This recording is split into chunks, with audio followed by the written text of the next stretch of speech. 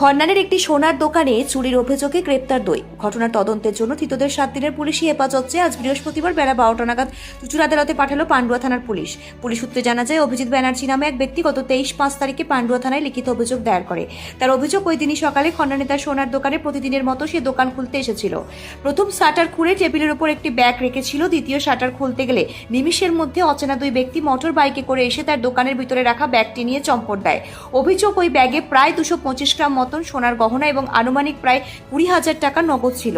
অভিযোগ পেয়ে ঘটনা তদন্ত করতে থাকে পুলিশ। তদন্ত করে গতকাল রাতে জামনা বাজার সংলগ্ন এলাকা থেকে উত্তরপ্রদেশের বুলন্দ শহরের দিবাই এলাকার বাসিন্দা মোহাম্মদ কাসেম এবং উত্তরপ্রদেশের আলিগড় কুরেশিয়ার বাসিন্দা সোহিল খান নামে 2 ব্যক্তিকে গ্রেপ্তার করে। ঘটনার তদন্তের জন্য ধৃতদের 7 দিনের পুলিশ হেফাজত চেয়ে আজ চুচুড়া আদালতে পাঠায় পান্ডুয়া থানার পুলিশ। ঘটনার আরও তদন্ত করছে পুলিশ। ব্যুরো রিপোর্ট, আমার বাংলা নিউজ।